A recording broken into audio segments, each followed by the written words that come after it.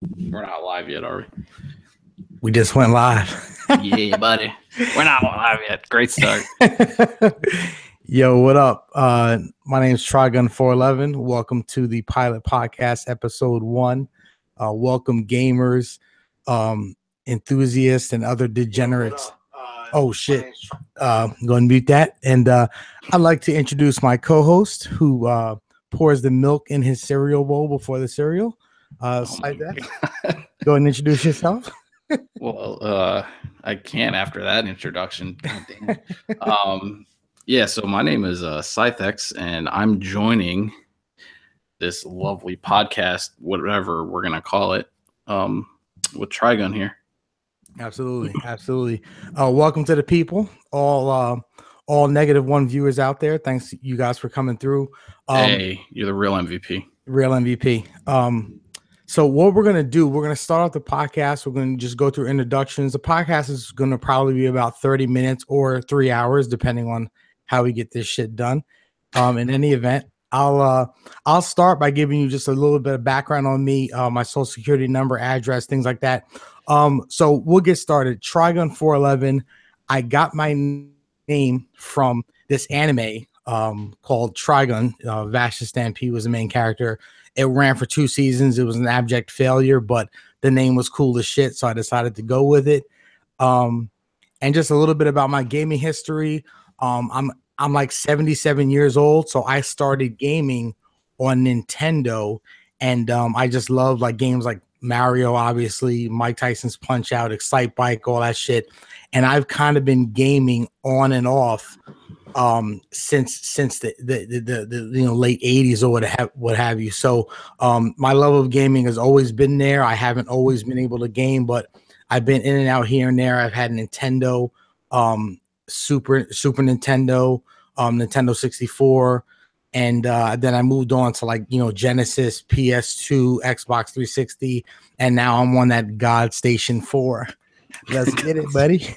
PS4, and we game, and I mainly play, like, I'm a huge action RPG dude, I realize, but I'll play anything from Life is Strange to fucking Call of Duty to fucking anything. And that's just a little bit about my background, and Sai's gonna hit you guys with his gaming history. Yeah, well, to go off of that, I would say my starting point was probably mid to late 80s, doing Atari and Nintendo. I had both systems. I was a G back in the day, apparently. Okay. Super Mario was the first game I ever played with the Duck Hunt, that little combo pack you got, to like the 2-in-1 game. From there, I kind of branched into sporting games. Like the first sporting game I ever played on Nintendo probably was, I want to say, Jack Nicklaus Golf. Okay. I don't know why I had it, but it appeared. I started playing it, and that kind of just like took off. I couldn't stop playing it. The game was a lot of fun, and it actually taught me a lot about the game of golf in general. And I thought that was pretty cool. As far as where I went from there, I was strictly a Nintendo gamer. I didn't venture off from Nintendo to start. I went Super Nintendo. From Super Nintendo, I went to N64. N64 was kind of where I stopped, and I went towards, I think, a PlayStation 2. I never had a PlayStation 1. I kind of just dicked around with Super Nintendo for a long time. So I skipped 1, went to 2, and now we're on 3 and 4 here. So I would say now I'm strictly a PlayStation user. I dabbled with Xbox in the past, but it's just, I don't know. It's not for me. It doesn't seem like the direction they're going fits my play style. So mostly, I would say a PlayStation console streamer and gamer at that same time. So. Oh, word. All right. Good looking out. So basically, to sum up our gaming histories, we were Nintendo fanboys, and then So I became a Sony fanboy, and I dabbled with Xbox, and then I started cheating on Xbox with the PS4, and now I'm a Sony fanboy. No fanboyism here. We just like what we like. We support gaming in general, and that's kind of like the segue into why we're doing this podcast. We both love games, and we love gaming. You know, it's our hobby, it's our passion. So we wanted to start this podcast because why not, right? So like we talk games, we're always having the conversations, you know, me and Sai. So we figured, hey, let's get our knowledge, get our wealth of knowledge out there, and or lack thereof. Or lack thereof. There's a lot of idiots on the internet, so why can't we be some? You know, there are shit out there. So in any event, again, we game on PS4. We both want to dabble with PCs. We haven't gotten to that venture yet, but we do. You know, and like I said, I had Xbox 360 for 10 years, and so I love the 360, but the PS4 just had the games, it has the exclusives, and it still does. So let's dive into our first topic, something that you guys have probably never heard of before or never heard a podcast discuss in gaming. This is kind of a new thing, and no one's really talked about it before. Microtransactions, right? So microtransactions, what are those? It's crazy, right? It's this thing called microtransactions where essentially you can pay $35 to $1,000 to get a shoe for your Destiny character, or you can get like a backpack for your NBA 2K player for $1,000. And hashtag shark cards. And anyway, we want to talk about microtransactions and not necessarily whether they're good or bad for gaming. We're going to touch upon that, but let's kind of dive into the hot topic, EA Star Wars Battlefront 2. EA tried to pull a fucking Xbox One on us and told us, hey, we're going to hit you with microtransactions that are going to total $2,100, or if you want to earn the same rewards or the same items, you're going to have to play for 6 years, 2 hours a day to get those.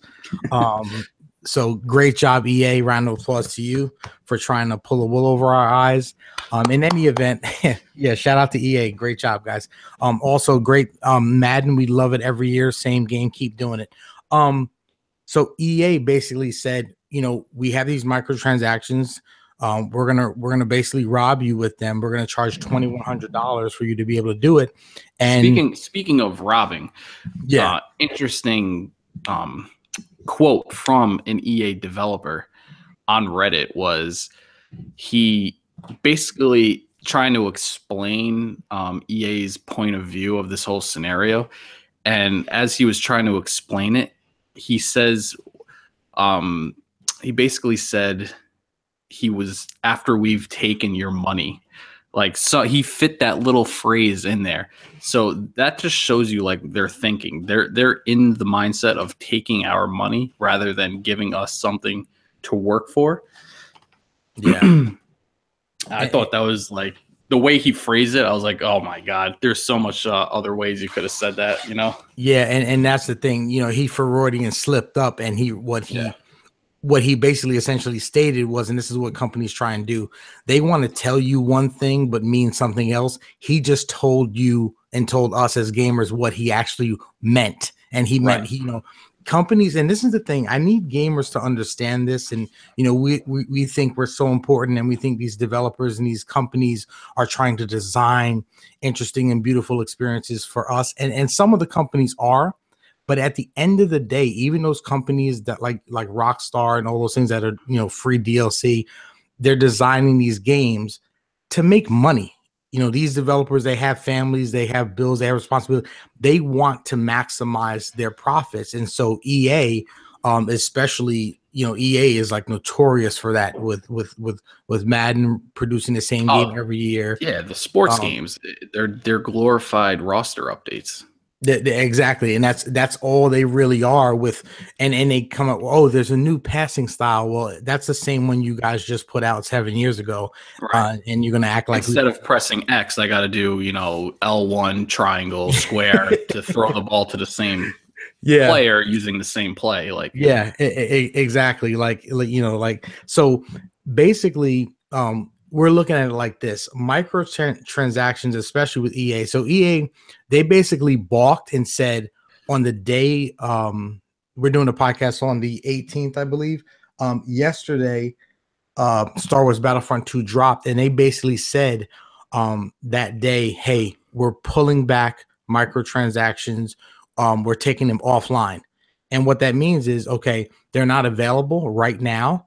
And I'm assuming that now this is all, conjecture and speculation. They turn the switch off. Yeah, they turn the switch off, and then they're going to get people to buy Star Wars Battlefront because it's a hugely popular game.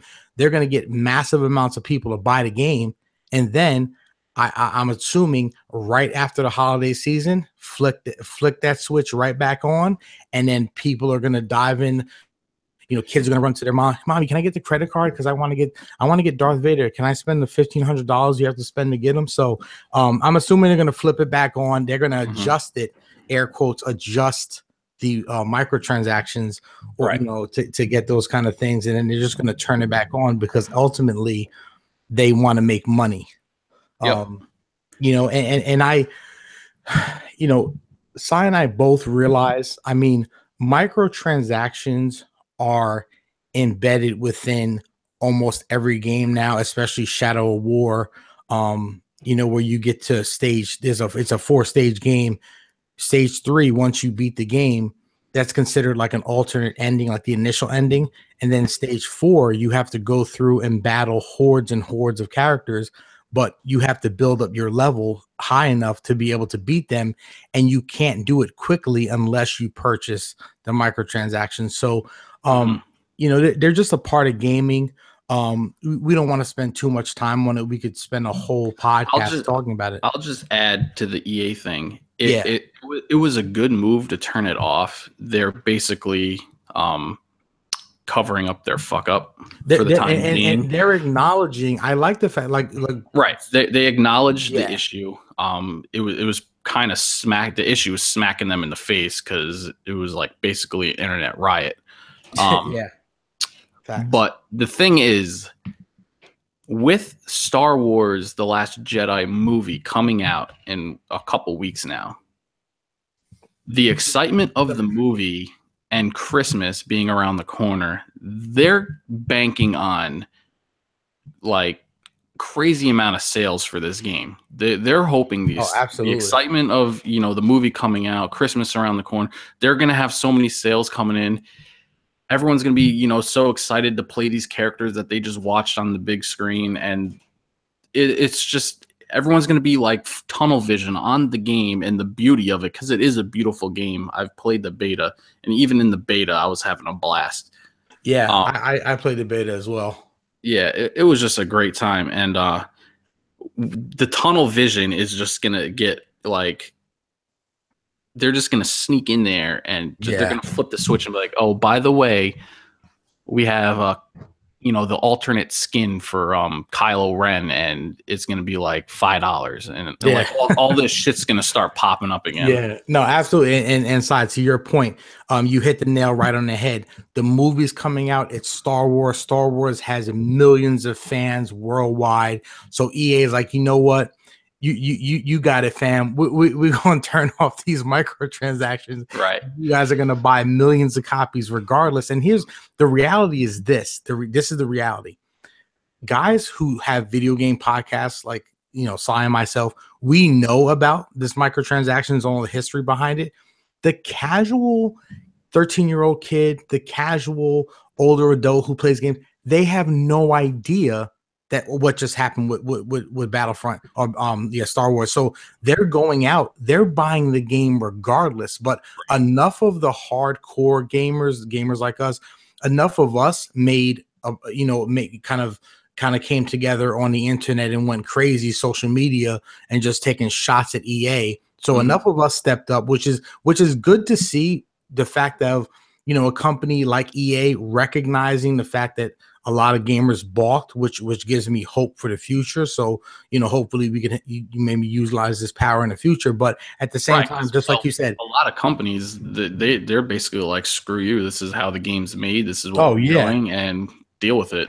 Yeah, like a game like Evolve, where in order to access the full game, you had to pay $267, I believe. So in any event, shout out to EA for pulling back on these microtransactions. Agreed. But It was a good move. It was a good move. It was a needed move. But also, you're still sketchy because I know after Christmas you're going to hit them with more microtransactions. Right. So microtransactions, again, just to kind of add closure to the issue. The reality is this: microtransactions are going to be in games because they make money, and the casual gamer is always going to, they're always going to adhere to the microtransactions because if they love something, and not just casual gamers, even hardcore gamers still, if you love a game and you want to equip a suit or an umbrella or some type of thing, you're going to buy it if you like it. I mean, I can't even lie. Rocket League, game of the year, by the way, 2014. I bought the Back to the Future car. It was $2. I bought it because I love that shit. So I had to. It was like a nostalgia punch to the gut. Like I needed to drive the DeLorean. Exactly. So we're not knocking people who buy microtransactions because we've done it ourselves. But cosmetically, I'm okay with microtransactions. But I feel like there's a trend in gaming that's moving towards when you put microtransactions in place of grinding, and that drives me crazy because I'm like, if you're going to play a game, grind it out, get the loot, you can use the in-game currency and buy what you need. Right. Don't just that pay to play aspect. I'm just not into it. It's pay to win. Pay to win. You can't be competitive when you're battling someone else's pocket. That's absolutely. No, I'm with you. So that's that topic.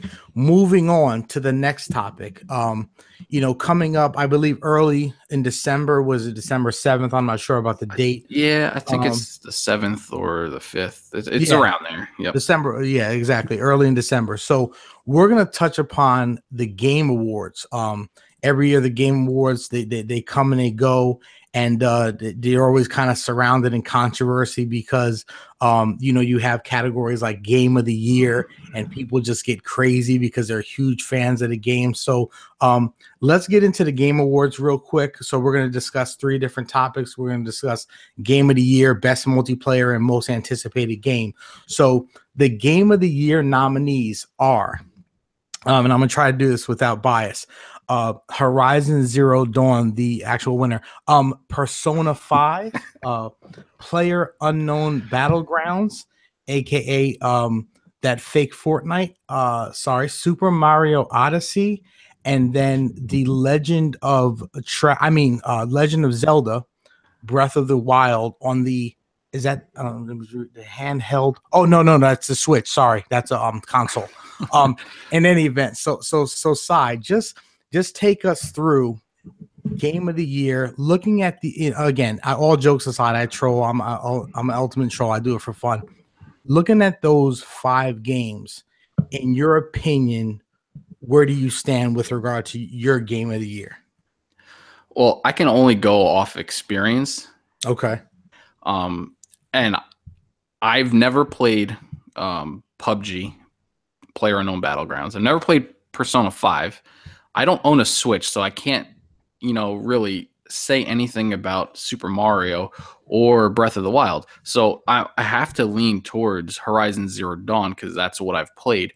But saying that, yeah, I've seen a ton of gameplay on all these games. Okay. I haven't played it, but I've seen the gameplay. I'm active on Twitch all the time.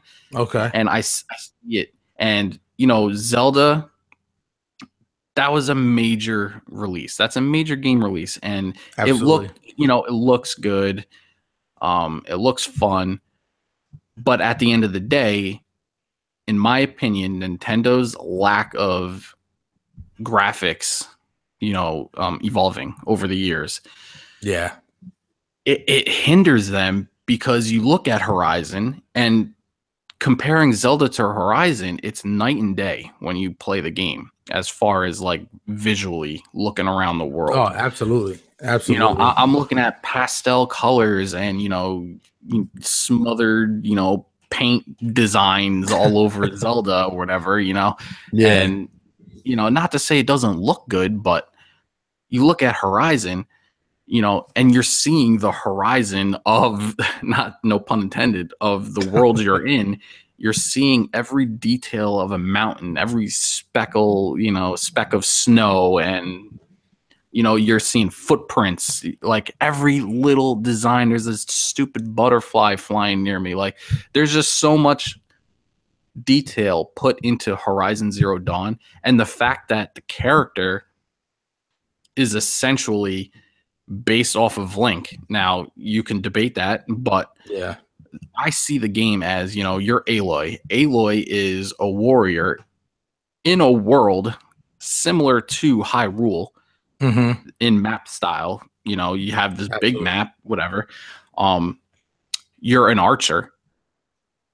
You're battling, you know, enemies throughout the world that you're running around, and like the characters just parallel each other. And to see the development of Aloy compared to Link, Link is like a link to the past, to go back to the game. Like they're stuck in the past, and like people are buying these Switches, and you know, again, not to knock it, but the graphics are not translating to the money you're spending.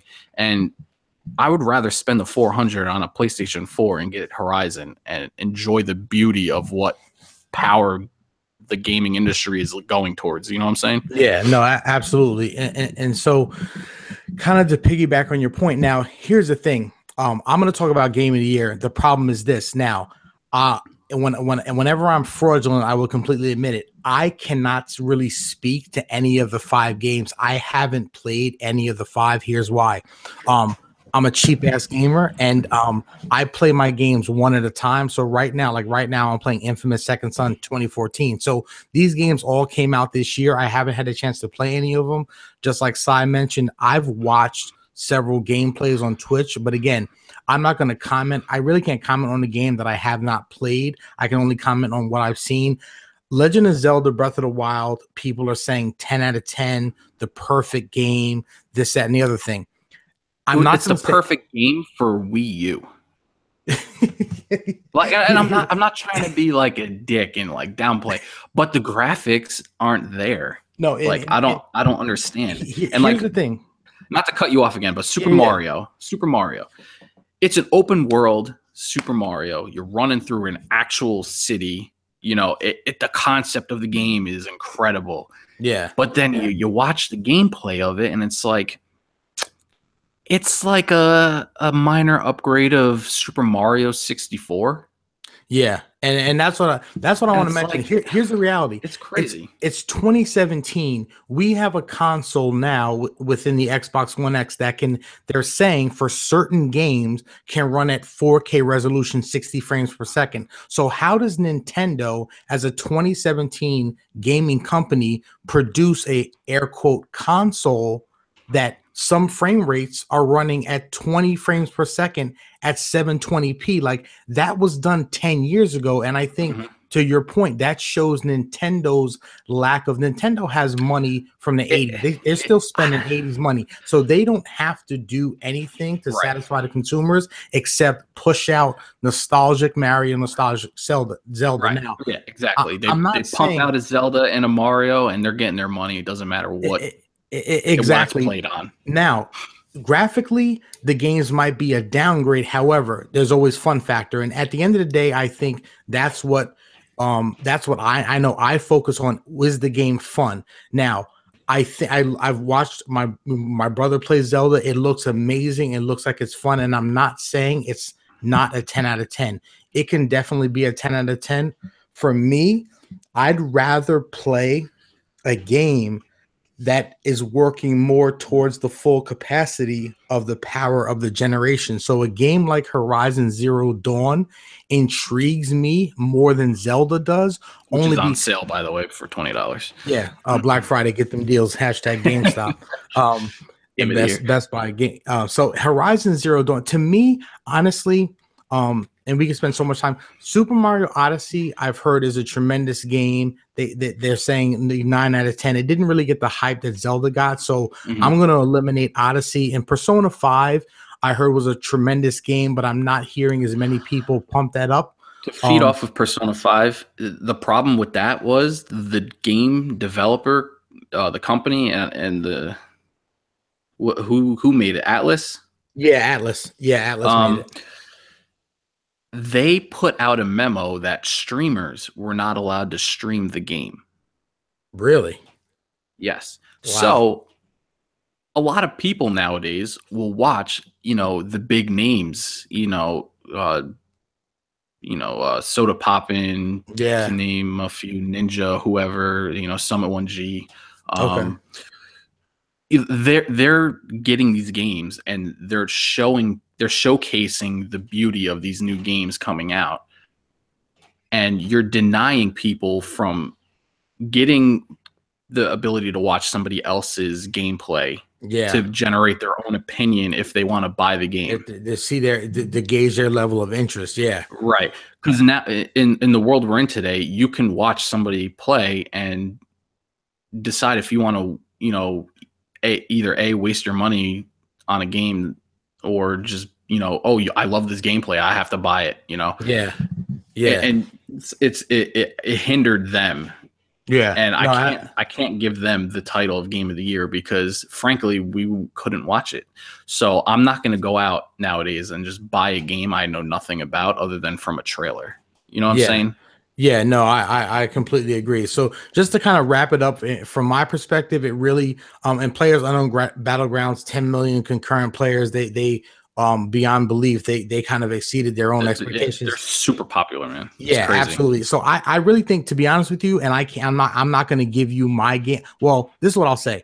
I think it comes down to either Horizon or Legends of Zelda. And I think that what you have to do, you have to gauge your experience, but you also have to gauge, graphics. And a lot of people, a lot of Nintendo Switch users, a lot of Nintendo fanboys, the graphics, they'll disregard the graphics for the fun factor. So I think when it comes down to it, if you had Horizon Zero Dawn and Legend of Zelda, I think those are the top 2 for Game of the Year, from my perspective. And only because I want to have the best graphical experience, and really something that's representative of 2017, a video game experience, I would go with Horizon Zero Dawn. But again, I haven't played either one, so I'm just throwing a guess out there. This is not definitive. It comes down to when I go to a game store or I'm ordering online and I'm paying $60 for a new game that's out. That $60 should be a more powerful game than the $60 I spent 10 years ago. Well, that's a good point. You don't. Things evolve over time, and you want to pay for. You go to a car dealership. You're not paying full price for a 10-year-old car, even if it hasn't been used. You see what I'm saying? It's just a matter of it's behind the time. So in any event, and granted, I could play Legends of Zelda tomorrow and Horizon Zero Dawn tomorrow and pick Legends of Zelda if I have more fun. It's all based on fun factor. But again, there's something to be said for graphics in 2017. And in any event, in my experience, Horizon was fun. Like that game was incredible. So that's my pick. I feel like, not to cut you off again, I feel like the Legend of Zelda Breath of the Wild is going to win just because there's such a large Nintendo fan base.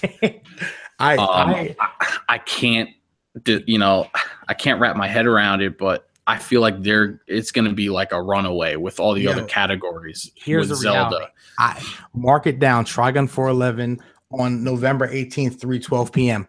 Legends of Zelda will win Game of the Year. Clip that shit, write it down, tweet it out.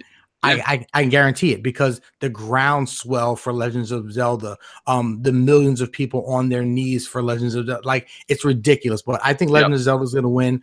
I would prefer Horizon to play. I think Legends of Zelda is going to win. Anyway, moving forward, best multiplayer. Just run down the list real quick. Call of Duty World War II, Destiny 2, Fortnite, Mario Kart 8 Deluxe, PlayerUnknown's Battleground, and Splatoon 2. And I'll kind of jump into this. So what I've done as far as those 6 games are concerned, I can only really speak to 2 of those games. I've played Destiny 2, huge Destiny fan on the original iteration. It's weird because I actually loved Destiny. The story was a little bit shaky, but I love the gameplay because I'm a grinder. I love to grind. So Destiny 2 multiplayer is fun. It's very similar to Destiny 1. There's some minor differences that Sai will mention, but I enjoy Destiny 2. Yo, Fortnite. listen. Fortnite was a 2-week. Yo, listen, I had to get the umbrella, right? So Fortnite was an obsession of mine for 2 weeks. I fucking loved the game. I can confirm this. He would not talk to me for 2 weeks straight. Yo, I abandoned my family, wife. I abandoned my family. I moved to a remote location on the Fiji Islands. Yo, I could not. I literally quit my job. Like I played Fortnite for 2 weeks straight. I got 2 umbrellas, basically all out of luck, but I had to finish it. So Fortnite to me is like it's crazy. I love the Fortnite multiplayer. I love everything about it, except for the fact that the guns don't work. Hashtag hit detection is completely broken. In any event, I can only really talk to those 2. PlayerUnknown Battlegrounds. I know people love that. Splatoon 2. I don't play Nintendo games, facts. And then Call of Duty, I haven't played yet, but to be honest with you, my best multiplayer, I'm gonna go with Fortnite only because it's mad fun every single time, with the exception of that 2 weeks that I wanted to kill myself. It's mad fun every single time. Like when I get on Destiny, and when I play Call of Duty, like Black Ops in the past, I still have fun. We literally laugh our asses off when we play with the boys for Fortnite. So Fortnite is my best multiplayer. I'll let Sai go ahead and give you his breakdown. Yeah, so I'm going to start from bottom to top. Splatoon 2, haven't played it, seen a little bit of it being played, looked fun. I can't really talk much about it as like a best multiplayer game. Yeah. PlayerUnknown Battlegrounds.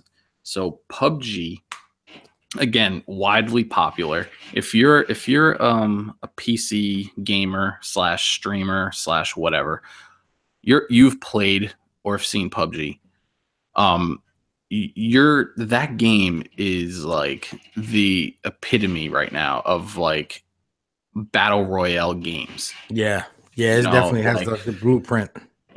Like, and it's funny because like H1Z1 King of the Hill kind of like, I don't know the history of the survival games altogether, but to me that's like the start of we got something here, like this. Yeah, I think that's not to cut you off, but I think H1Z1 was the start of the modern day battle royale. I know other games have done it in the past, but I think H1Z1 was kind of like the original blueprint to the modern battle royale. Right. And to go off that, like the developer of King of the Hill left H1Z1. They left that developer company whose name is escaping me. And he started his own game, which was PlayerUnknown Battlegrounds. So the blueprint of Battlegrounds is from H1Z1. So the similarity is there. The gameplay is widely different. H1Z1 seems more arcadey as far as in your face, we're just gonna kill. We can, customize our players and blah blah blah blah blah. There's so much you could do. But it's faster pace, where PUBG, like a game is lasting like an hour. I know there's a timer because a circle keeps getting smaller, blah, but there's more camping. There's more, picking your battles. And that leads me to Fortnite. Fortnite, I want to say is a mixture of the two. Yeah. Fortnite is, and it all depends on your play style. You can be, a bush Wookie. Confirm. Sit in a bush, wait till you hit the top 15 and then kind of make your move. Or you can just be in everyone's face. It's how you want to play the game. And that goes to the other games as well. But I feel like Fortnite is a good mixture of the two.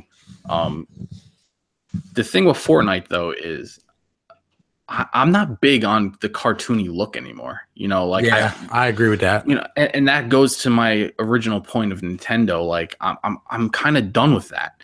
So I was like, you know what, Fortnite doesn't look for me when it originally launched. It was like, you know, everyone wants to play Fortnite because you know, the PvE aspect, and you know, the game looked fun, but I was like, it's too cartoony. It's too cartoony. Shout out to Tones 82. Yeah. I don't want to do that. But when they opened up the Battle Royale and they said it was free, and I was like, you know what? Let me download this thing and try it out. This game is unbelievably fun. I can't get enough of it. Like, I'm playing it more than most games that I have, you know, and it's just it's a credit to the developers, like Epic Games, man. They're hitting the mark. Now, hit detection to go into hitting broken. It's unbelievable. Like I got a lot of evidence from my gameplay alone of like me on target hitting, and it's just not registering, and then I'll get like 2 tapped by like a stupid gun. Or I'm getting sniped by a shotgun, which is blasphemy. Like hashtag so fucking stupid. Snipe with a shotty. Yeah, I will tell you, Sai, and I've never seen this before in my life. This man Sai has over 1,500 hours on D1, and he was playing D2. He dropped D2 for a minute to play Fortnite and has not been back since. So Fortnite taking me over, man. Yeah, it takes over your soul, bro. Like it's especially crazy, you know. So Fortnite's it's a great game. Mario Kart 8, I haven't played it yet, but Mario Kart games are always fun. Mario Kart 8, it was fun, but they're just fun games, man. Like, but I don't know if it's game, you know, best multiplayer of the year, but Destiny 2, I can go on for hours. Oh, we gotta rein this man in. It's the game. It's hard to say a great game is bad, but that's how I picture Destiny 2. And it you know, the game is so good. The story was so great. You know, the end story, I think the story was great compared to the first story. It's greater than a lot of single player stories. Like, they've spent time to correct the biggest flaw of Destiny 1. Yeah. But in doing so, they changed what Destiny 1 did great. And it was kind of like they kind of went 1 step forward, 2 steps back. Yeah, like you think they sacrificed one aspect for the other. Right.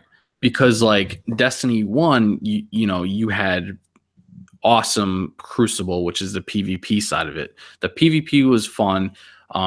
It was rewarding, and that's key between the 2 games. Rewards. You know, you had your raids, your strikes. There was strike-specific loot, so you can grind, you know, strikes for hours trying to get a weapon that might not drop. You know what I'm saying? Yeah. And like, Destiny 2 went away from that. There's no, like, the raid dropped. The raid is a ton of fun, aka I gotta get you in it. Yeah, no, I gotta raid. Get back on that. But the raid is fantastic. It's beautiful. You know, the encounters are fun. The boss is great, but the gear is cosmetic. I mean, the weapons are weapons. It's to your liking. Do you like it or not? But the gear, your armor, there's no point in grinding raids over and over again to get armor that's strictly just for looks. Destiny 1, like, you can put on, you know, you can put on like legs, right? If you do the Taken King story and the raid, if you put on the raid legs, you know, the raid arms or whatever, you were getting perks that benefited you in that raid.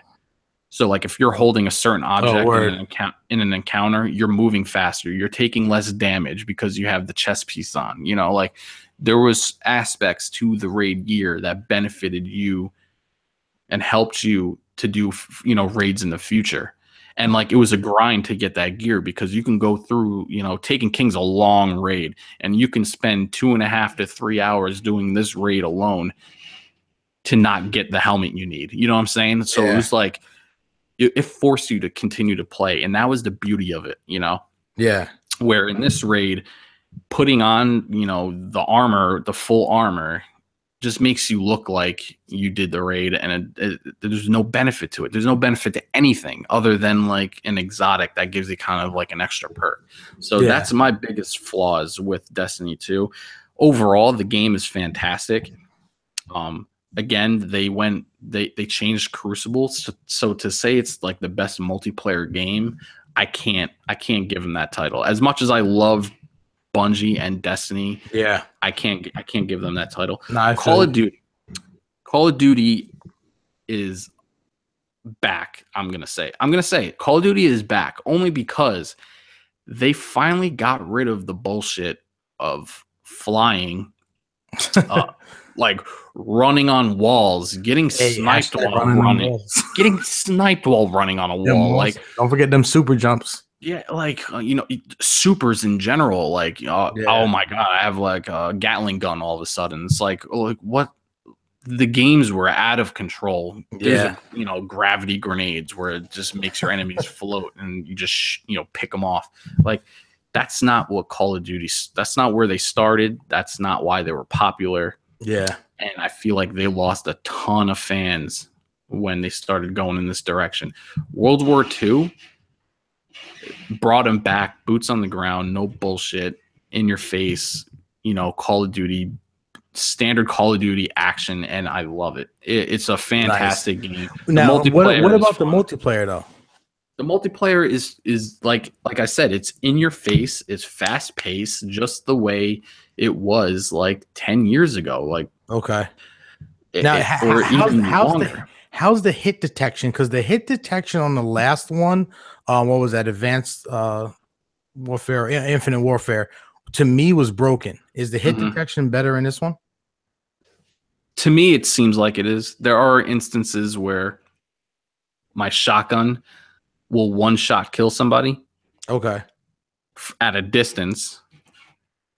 But when I'm up close to somebody, it takes me 2 to 3 shots. Now, it doesn't make sense to me. Don't know why it happens. Maybe it's where I'm aiming. It's probably me. Who knows? Yeah. But it's not consistent, I feel like. But overall, the multiplayer is back to what made me love Call of Duty in general. Okay. Okay. So now, all that being said, drum roll. Size winner for best multiplayer is Fortnite. Hey, bro. Fortnite. Let's go, fam. Fortnite needs to win this game, bro. It needs to win this category. Fortnite, when they launched Battle Royale, was like a punch to the gaming industry. Like, I don't think anyone expected it to do what it's doing. What is it? What is the Epic Games? But it was like Bluehole, some studios, because the guy, he left. Well, no, PlayerUnknown's Battleground used H1Z1. Yeah, but for the one of the developers from PlayerUnknown's Battleground, or one of the companies that helped to develop that game, developed. Oh, they Fortnite. I don't know the history with that. Yeah, they did it, and that's why wanted to sue them. Yeah, no, for PUBG, one of the developers or the company that helped to develop PlayerUnknown's Battleground kind of took that system and then transferred it over to Fortnite, but made it more casual. And I think it was like Bluehole Studios. I may be wrong, but that's why PlayerUnknown's is ramping up, trying to get this game out for the X, because of Fortnite. And Fortnite is like wildfire, man. Every time I go on Twitch, I'm seeing all these Destiny streamers, these Call of Duty streamers, even these Madden streamers. They're streaming Fortnite, and I'm like, this shit is crazy. It's what people want to see, and it's what people are enjoying playing. It's so much fun. Like, you can go into the directory and see like Fortnite being, top 5, top 10 most viewed game of the day. Yeah. Like every day, you know what I'm saying? Like, it's unbelievable, like the strides in success with this. No, it's unbelievable. So it's Fortnite for us, but yeah, and a credit to the developer is like they're constantly adjusting and listening to the community. Yeah, absolutely. Making adjustments on the fly. Like, there's downtime all the time for them to make additions or change what is a problem. So I give them credit, and the game's great. I hope they win that category. Yeah. All right, moving on. And this is our last topic before we get into the close of the show. Most anticipated game. Now, this category, I'm looking down this list. Unreal. I can't even take it. First game, God of War 4. Gonna drop, I think, 2018. Marvel Spider-Man, Sony Interactive game, Monster Hunter World, Capcom. Then Red Dead Redemption 2, Rockstar Games are making that one. And then Last of Us Part 2 by Naughty Dog. I'm going to let Side jump in here because I can't even deal with these games because they're crazy. But I'll let Side go first. I mean, Side, what do you got? I mean, Last of Us 2. That's all I have to say. Last of Us that easy? I cannot wait for this game to come out. Bruh. I cannot stress that enough. The first one took me for a ride, man. Hey, no spoilers, fam, because I'm not gonna spoil anything. Your boy ain't even play it yet, even though it's 7 years old, but that's fine. Yeah, it's 7 years old. Get on your game. Yeah, literally. No, I'm fucking up. But the first one was so fucking good, man. It was so good, and I cannot wait to see where the story takes us next. Yeah. Off of that though, goddamn, Spider-Man looks good. Yo, that game looks incredible, man. Bro. Yo, all right. So here's the thing, right? God. Here's the thing. I cannot wait. This category. Here's the thing, right? Okay, God of War 4. I played God of War 1 and 2. 3 is in my backlog. Kratos is my guy. He's probably, for me, Kratos is top 5 video game characters all time. That's how much I love dude. He's a beast. Yeah. I'm looking forward to God of War 4. Monster Hunter World, I've read articles about it. I've never played it, so I can't really comment on that. Mm-hmm. Red Dead Redemption 2, bruh. Whew. Now, I'm a story-driven dude. I love stories. I'd actually rather play a game than watch a movie. Shout out to Tone. Red Dead Redemption 2, I'm looking forward. Yo, 1 was so good. It was crazy long, but I love that. It was so good. The world was so expansive. The action was great. Riding the horse for 7 to 8 hours during gameplay was kind of troublesome. But in any event, Red Dead Redemption 2 is going to be crazy. I can't wait to play that game. I could not get into the first one. Yeah, no, the first one is it's not for everybody. It definitely is hard to get into depending on who you are. Mm-hmm. Last of Us Part 2. I watched the walkthrough for Last of Us Part 1. I probably watched 30 hours of the walkthrough. Game looks amazing. The story, I know this is it has a cult following. Like people have the Last of Us tattoos on their lower backs. Yeah, they got the Firefly tattoos on them. Yo, for real, they got tattoos. And so here's what I want to say. You talk about anticipation, right? And what does anticipation mean? Something that you're hyped about, something you're excited about, something you're looking forward to. I'm going to hit you with this. God of War is my love. Red Dead Redemption 2 is crazy. Even though I didn't play Last of Us 1, I watched 30 hours. Last of Us 2, I almost guarantee you that's going to be game of the year. I almost guarantee you. Yeah, I would probably say it is. I think it will be. Yo, I'm telling you right now. Mark it down. Most that's Spider-Man though.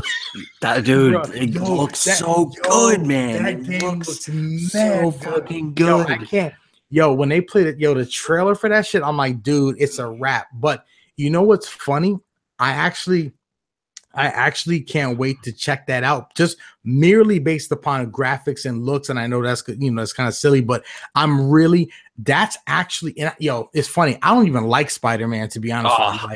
I'm a super fan, dude. I'm a comic nerd, man. I don't even. Hulk is my dude. I don't even like Spider-Man, but most anticipated. Here's the thing: God of War, we've played. Red Dead, we've played. Last of Us, we played. Spider-Man, and I know there's Spider-Man games, but nothing like this. But low key, as an addendum to this category, and I know this is going to get some boos in the chat and some boos online. Detroit Become Human is my most. How is that not on the list, bruh? It's my most anticipated game in the last 5 years. I've been following that game for 2 years, dog. Like, Yeah. Detroit Become Human looks fucking fire. And I love that story based. I love the decision making, and stuff like that. Shout out So, to Heavy Rain that started it.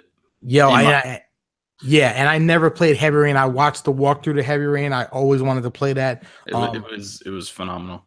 But Detroit Become Human for sure is something. Yeah, that game that it's funny you mentioned that. That game is highly anticipated, and me personally, I cannot wait to play it. I will be a day one purchase on that game. Oh, I'm day one. I'm gonna hit that pre-order, even though I knock pre-orders, but I usually, like, I'll pre-order my games like 2-3 days before just to get the perk that's on it. I'm not pre-ordering like now. In any event, so your most anticipated Last of Us 2, hands down. It's hard because Spider-Man, if we're going based off these 5 in the category, Spider-Man, man, it hits me at my childhood. Like, Yeah. I fucking love Spider-Man as a character. See, I love the direction of the game, the way the fighting style is, and the way they capture the essence of Peter Parker and Spider-Man in this character. It looks and feels and hears fantastic. Yeah. I cannot wait for that game. But I cannot stress this enough. The Last of Us 1 was phenomenal, man. The God game? Dude, the game was so fucking good. So are you saying Last of Us 1 was not trash? It's not trash, confirmed.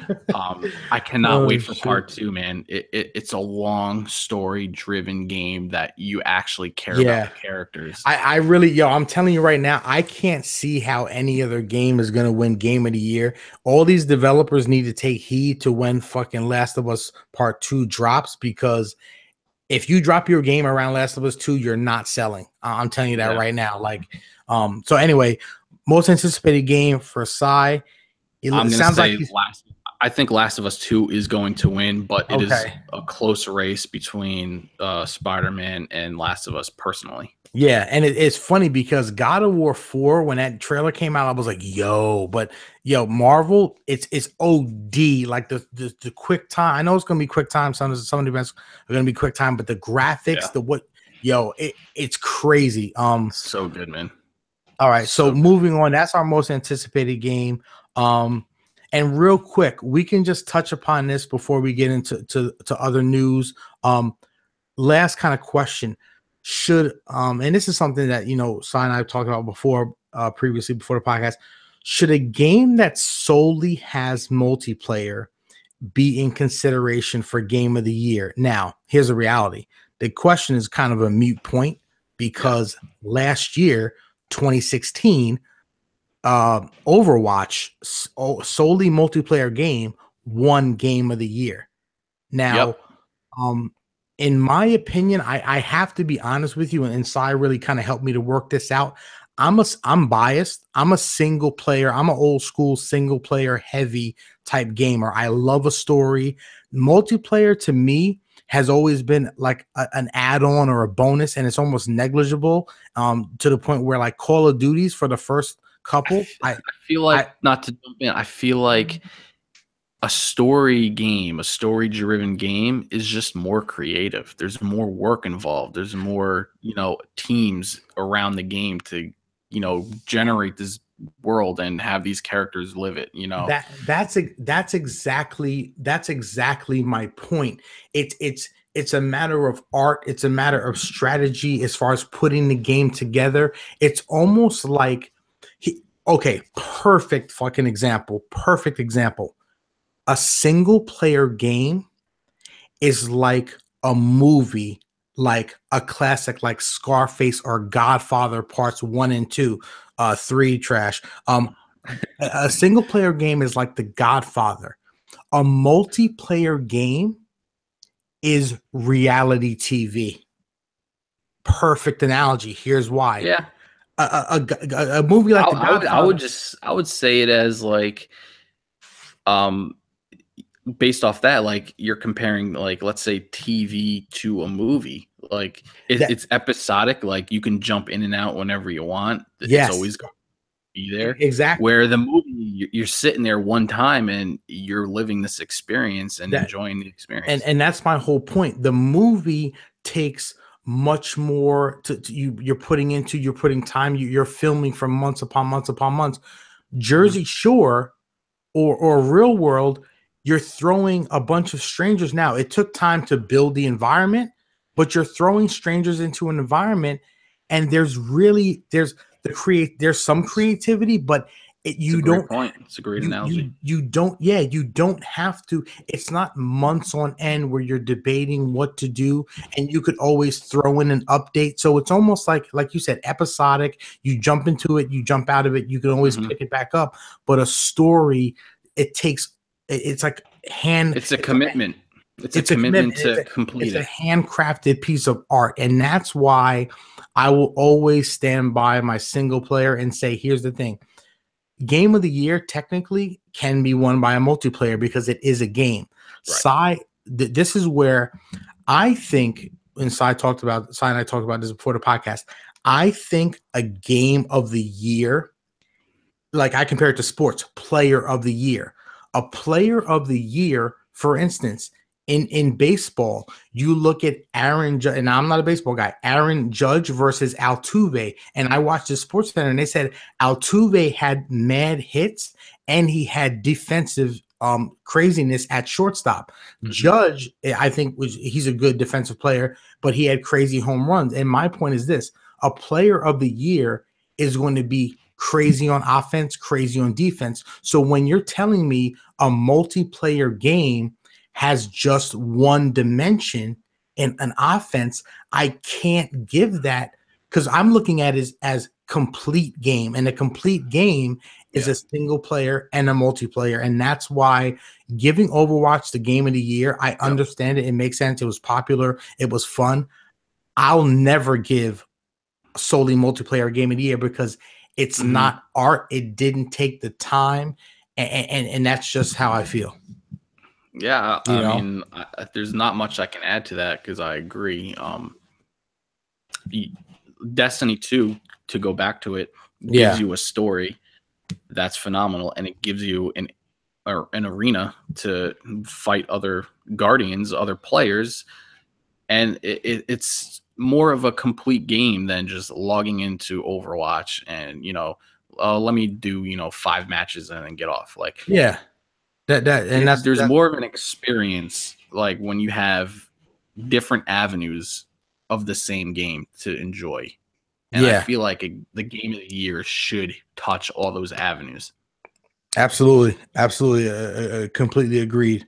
All right. Now we reached a portion of the show where we're just going to kind of go into some news, and I'm going to let Sai dive into it because he's like the investigative reporter for the podcast, just deemed right now, as a matter of fact. So I'll let Sai talk about some, Sai, aka the Twitch God. I'll let him talk about some Twitch news. Go ahead, brother. Well, all right. So with Twitch news, I wanted to just touch up on a couple things. Twitch added a couple new like benefits or perks, so to speak, where you can gift subs to people now. This is a major addition, especially with the holidays around the corner. Yeah, you're gonna see a ton of streamers gaining growth from people who do have the money, gifting subscriptions to the viewers who are there every day, supporting you every day, giving you that viewership every day, and gifting them a subscription to enjoy, the perks of being a sub to a channel that they watch all the time. That's a major addition to Twitch, and I applaud them for that. They also added the ability to buy bits using PayPal. Now, the thing with this is, if you're in Europe, you're in Australia, or even Canada, watching ads does not mean you're going to get bits for free. To watch ads and get bits. So for them to get bits, they have to have an Amazon account and purchase bits through Amazon. this is a whole new avenue where they're allowing people who use PayPal, and let's be real, people on Twitch are donating money to streamers. You know, they're giving them tips all the time. They're, Hell yeah. Millions of friggin' dollars are changing hands throughout the day because that's for sure. People are getting donations, but they're using, most people are using Streamlabs or, and any other, third party, middleman, but the money is coming from PayPal usually. Some allow you to, put in your credit card or, whatever, but I would say the majority is run through PayPal. And this is a big plus to add to Twitch, that now people from all over the world who use PayPal don't need an Amazon account, need to watch ads, or, they don't have the ability to watch ads because they're not in the US. They can now use PayPal to purchase bits and support their favorite streamers. So I think that's an awesome thing. It is for sure. Recently there was an award show. Forgive my ignorance. I don't know exactly. I think it was for esports. It was an esports award show. I don't know, what the other categories were that were involved with the award show, but there was one category, and it was Streamer of the Year. And this Streamer of the Year category had ton of, these 5 or 6 nominations were major players in the Twitch and YouTube and, Mixer, community or whatever. The live stream community, basically. The whole shebang. And I just want to give a quick congrats to Dr. Disrespect on Twitch. For coming out on top and winning Streamer of the Year. I watched his win on YouTube. His speech, talking about getting whispers, DMs, and private messages about how viewers are thankful for the doc giving them an avenue to release their negativity, to escape their reality and to watch this guy do what he does best on live stream. So it was a touching speech, and it was good to see him get that win. And shout out to him. And that's the guy with the mustache 80s. Yep. Yeah. Shout out to I just watched a clip of him for like the first time because Si's been trying to get me to watch for mad long. Dude is mad. Dude, he's mad funny, yo. He's the mad fucking 2-time back-to-back 1993-94 blockbuster video game champion. Video game champion. That's shout out to Dr. Disrespectful. This shit's so funny, dude. The guy's a character, and it was good to see him get that win. Hell yeah. Hell yeah. A good friend of mine, somebody that I've watched for over a year now, ZG Photo, recently became a Twitch partner. He's been streaming for 3 years now. Shout out to ZG. I mean, we're not close, but we acquaintances. Yeah. Hashtag virginity. Go ahead. I'm super proud of him because he's been grinding for literally 3 years straight, and he achieved like the biggest goal you can get in Twitch, and that's getting that Twitch partnership. So it's a big shout out to him and a big congratulations. And I'm excited for the continuation of his growth in the Twitch world. So and shout out to ZG. I don't know him as well as Side does, but I've come through his stream several times. We even ran I ran my first raid with him actually on D1. Yeah, man, that was a good time too. Yeah, that was a great time. ZG is a mad cool dude, and whoever's watching the podcast out there, if you get a chance, follow him on Twitch, Twitter. He's a great dude. You can find him at twitch.tv/ZG Photo. Yeah, he's a good dude, and he's now he's a partner. He's always been kind of a big Twitch streamer, and he's the type of dude where like he'll come. He was killing it as an affiliate, man. He was killing it, and the point is he takes the time out to address each one of his people in the chat. Like I've come through as a new dude. He talked to me. We made jokes. He's not one of these people that's full of himself and like doesn't respond to his chat. He's a down to earth dude, mad cool dude. So make sure you follow him. He's a beast. Couldn't have said it better myself, man. Absolutely. And now we're gonna just end the show by telling us, we'll get into the section. I just want to do a quick thank you. We're gonna just kind of do an impromptu thank you real quick. Yes. I just listen. This is not to get too sappy real quick, this has always been a dream of mine to get into this gaming world, because I've always been a gamer. It's been a dream of mine to start my own YouTube channel, go on Twitch and go on YouTube. And first and foremost, yo, I gotta thank my boy Sai, because he's been ever since we linked up, he's been really helping me with Twitch, talking to me about what to do and not to do.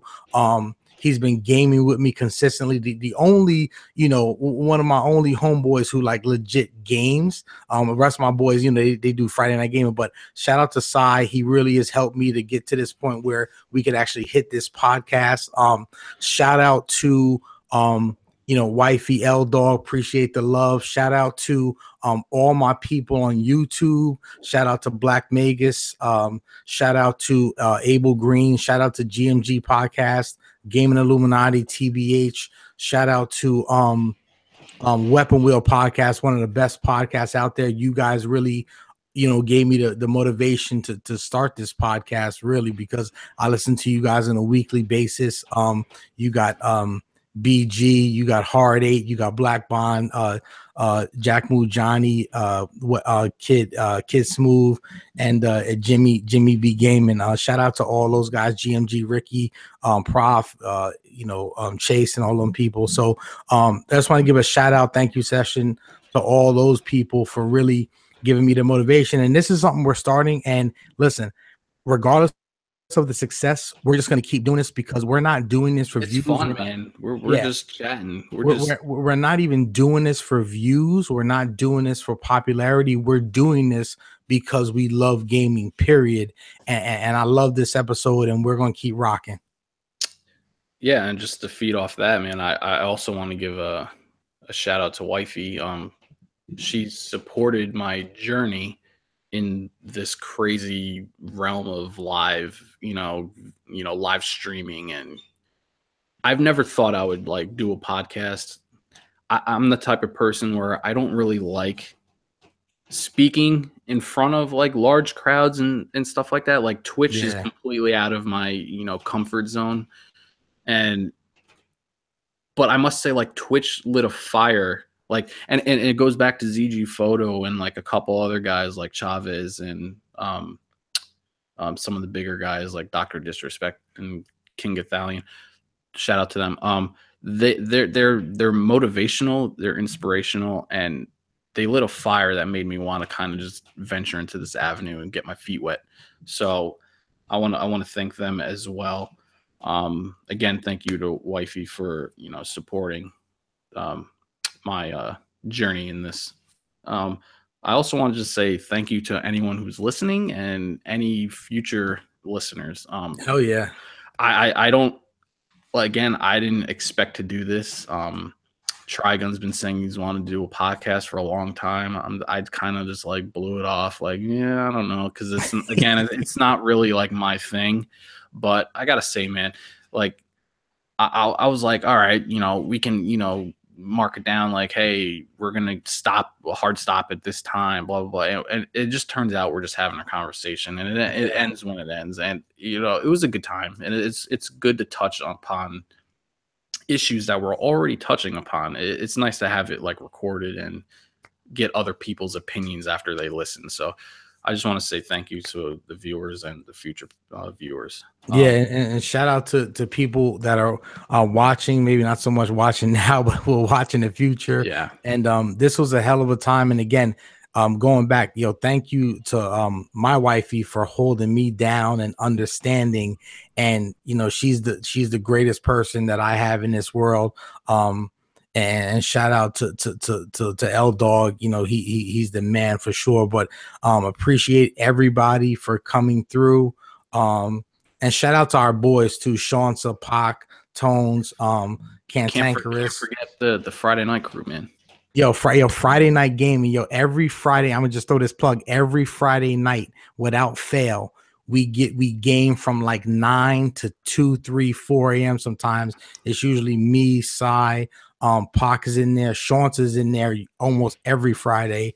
Tone's in there too, Cantankerous. Shout out to my brothers, Maverick and also Bobby Sherm. They get in there, occasionally as well. So shout out to Friday Night Game and make sure. It's always a good time when us idiots are together just doing something stupid. Yeah, so you can come through our Twitters and our Twitch. My Twitter is twitter.com/Trigun4848. Come through, drop a follow. My Twitch is twitch.tv/Trigun411. And Sile hit you with his. Yeah. So again, thanks everyone. And you can find me at twitter.com/ScytheX_. That's SCYTHEX_. And then you can also find me live streaming on twitch.tv/ScytheX. And yeah, I recently changed my name, so I got to get used to that. Yeah, it's just twitch.tv/ScytheX. Bird. And shout out to Cy. Shout out to you, bruh. Hey, bro, appreciate the love, my guy. Bruh. Thanks, my guy.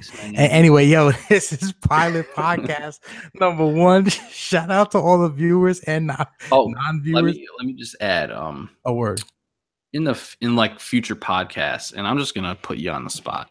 Okay, I say we get people in here and interview them, bruh. That's guaranteed. Next week we're doing interviews. We're gonna have Hideo Kojima. Next week, damn, bro. We're gonna have Phil Spencer and this bitch confirmed. We're gonna interview the president. We're gonna interview Idris Elba, the Dark Tower. We're gonna have McConaughey. We're gonna have Rachel McAdams. No. I'm getting ahead of myself. But yeah, we would like to have shout out to people. The cast of Seinfeld. We'll see you next week. Yeah, we'll see you next week. A shout out to Elaine. But in the future, we're definitely gonna try to get people in here. We'll start small. We'll try to connect online with people that we know. But I hope that you guys enjoyed the podcast. This was fun as hell to me.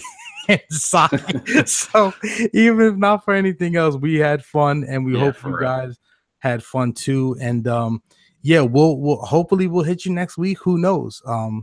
But thanks for coming through, and shout out to you guys. On Twitter for news on when the next podcast is coming. Hell yeah! All right, this is from Try Inside. This is us. We signing out. Peace.